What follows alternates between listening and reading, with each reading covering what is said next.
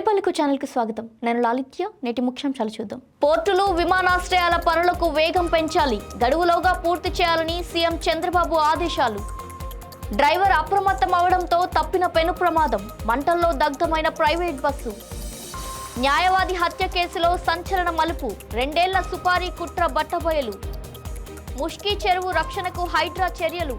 ఆక్రమణల తొలగింపుతో వరద నివారణకు ప్రణాళిక. ఎస్వి యూనివర్సిటీలో నకిలీ చలాన్ల కలకలం. ఫీజుల వసూళ్లలో భారీ అక్రమాల అనుమానం.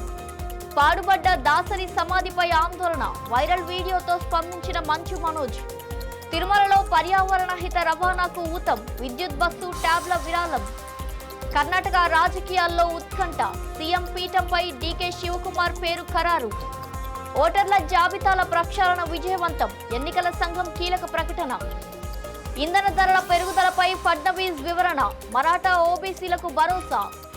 పట్టణ పేదల సొంతింటి కల సాకారం. 1,00,000 ఇందిరమ్మ ఇల్లు ఏడాదిలోనే పూర్తి చేసే లక్ష్యం. మంత్రి పొంగులేటి. తెలంగాణ భవన్ వద్ద నేతల ఆందోళన. మాజీ ఎమ్మెల్యే బాల్క సుమన్ అరెస్టుతో ఉద్రిక్త వాతావరణం. రాష్ట్రంలో నిర్మాణంలో ఉన్న పోర్టులు, విమానాశ్రయాలు, మత్స్యకార రేవుల పనులను నిర్దిష్ట గడువులోగా పూర్తి చేయాలని ముఖ్యమంత్రి చంద్రబాబు నాయుడు అధికారులను ఆదేశించారు. సచివాలయంలో జరిగిన సమీక్షలో మూలపేట, రామాయపట్నం, మచిలీపట్నం పోర్టులు, జువ్వలదిన్న, నిజాంపట్నం ఫిషింగ్ హార్బర్ల పురోగతిని పరిశీలించారు. దగదర్తి, కుప్పం, శ్రీకాకుళం విమానాశ్రయాల నిర్మాణానికి సంబంధించిన భూసేకరణ, నిధుల సమీకరణ, అనుమతుల ప్రక్రియలను వేగవంతం చేయాలని సూచించారు. ప్రాజెక్టులు దశాబ్దాల పాటు జాప్యం కాకుండా ప్రతి దశకు కాల పరిమితి విధించాలని స్పష్టం చేశారు. ఆర్టీసీ బలోపేతానికి విద్యుత్ బస్సుల కొనుగోళ్లు పెంచాలని కూడా అధికారులకు ఆదేశించారు. నల్లగొండ జిల్లా చిట్యాల మండలం పెద్దకాపర్తి శివారులో తెల్లవారుజామున ఘోర ప్రమాదం త్రుటిలో తప్పింది. హైదరాబాద్ నుండి కాకినాడకు 36 మంది ప్రయాణికులతో వెళ్తున్న ప్రైవేట్ ప్రయాణ బస్సులో ఇంజిన్ భాగంలో ఒక్కసారిగా మంటలు చెలరేగాయి. ప్రమాదాన్ని వెంటనే గుర్తించిన డ్రైవర్, సహాయకుడు బస్సును రహదారి పక్కకు నిలిపి ప్రయాణికులందరినీ అప్రమత్తం చేసి కిందకు దింపారు. కొద్ది క్షణాల్లోనే మంటలు బస్సు మొత్తం వ్యాపించి వాహనం పూర్తిగా దగ్ధమైంది. ప్రయాణికులంతా సురక్షితంగా బయటపడినా వారి సామాగ్రి మంటల్లో కాలిపోయింది. సాంకేతిక లోపమే ప్రమాదానికి కారణమై ఉండొచ్చని అధికారులు భావిస్తున్నారు.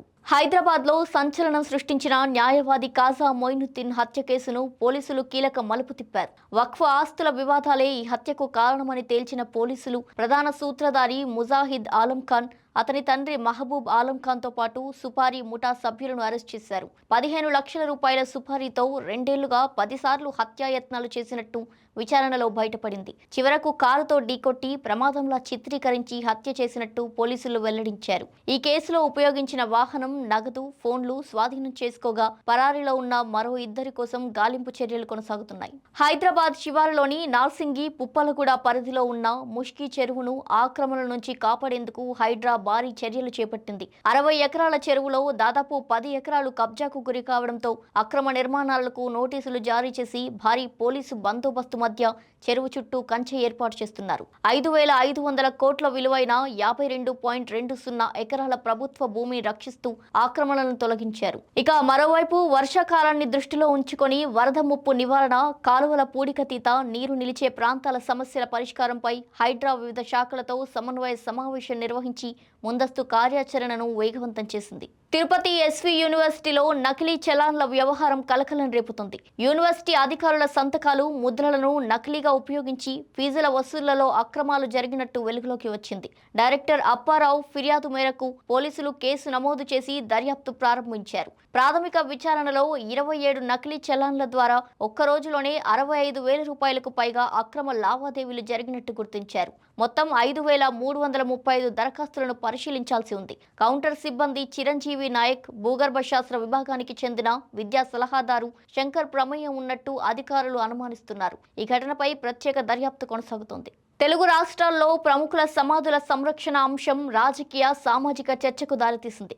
దర్శకరత్న దాసరి నారాయణరావు సమాధి నిర్లక్ష్యానికి గురైన దృశ్యాలు సామాజిక మాధ్యమాల్లో వైరల్ కావడంతో సినీ అభిమానులు ఆందోళన వ్యక్తం చేస్తున్నారు. సమాధిని గౌరవప్రదంగా సంరక్షించాలని నటుడు మంచు మనోజ్ కోరారు. మరోవైపు తెలంగాణ రాష్ట్ర గీత రచయిత అందెశ్రీ స్మృతివనం నిర్వహణపై కూడా విమర్శలు వెల్లువెత్తుతున్నాయి.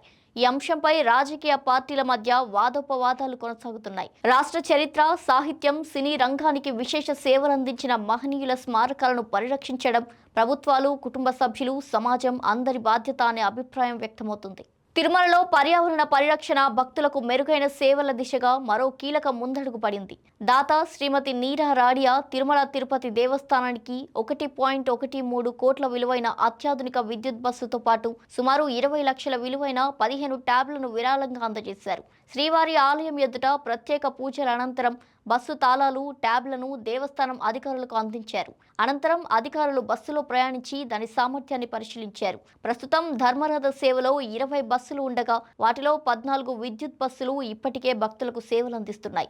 21 బస్ స్టాప్లలో రోజుకు 380 ప్రయాణాల ద్వారా ఈ సేవలు కొనసాగుతున్నాయి. మిగిలిన డీజిల్ బస్సుల స్థానంలో కూడా త్వరలోనే విద్యుత్ బస్సులను ప్రవేశపెట్టనున్నట్టు అధికారులు తెలిపారు. ఈ విరాళం తిరుమలలో పర్యావరణ హిత రవాణా వ్యవస్థను మరింత బలోపేతం చేయనుంది. కర్ణాటకలో కొత్త ముఖ్యమంత్రి ఎంపికకు రంగం సిద్ధమైంది.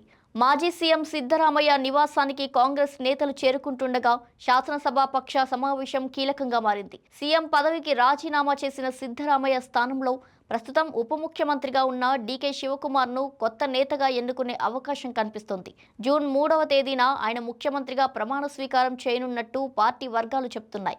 ఇక మరోవైపు కొత్త మంత్రివర్గ కూర్పుపై కూడా కసరత్తు కొనసాగుతోంది. సిద్ధరామయ్య వర్గానికి ప్రాధాన్యం, ఆయన కుమారుడు యతీంద్రకు కీలక బాధ్యతలపై కూడా చర్చ జరుగుతున్నట్టు సమాచారం. ప్రస్తుతం కర్ణాటక రాజకీయాల్లో సీఎల్పీ సమావేశంపైనే అందరి దృష్టి నెలకొంది.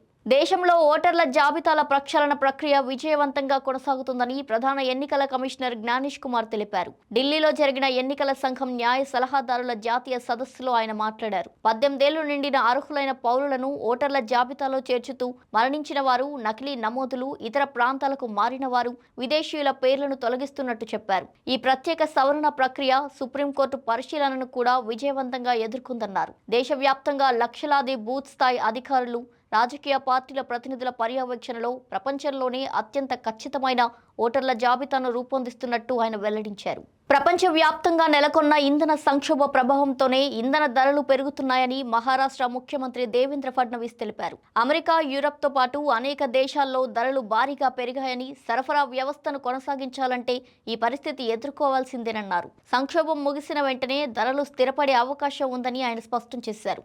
మరోవైపు మరాఠా రిజర్వేషన్ల అంశంపై ప్రభుత్వం సానుకూలంగా ఉందని, మరాఠా సమాజానికి చారిత్రాత్మక నిర్ణయాలు తీసుకున్నామని పేర్కొన్నారు. అయితే రాజ్యాంగం, హైకోర్టు, సుప్రీంకోర్టు మార్గదర్శకాల మేరకే ఈ నిర్ణయాలు ఉంటాయని స్పష్టం చేశారు.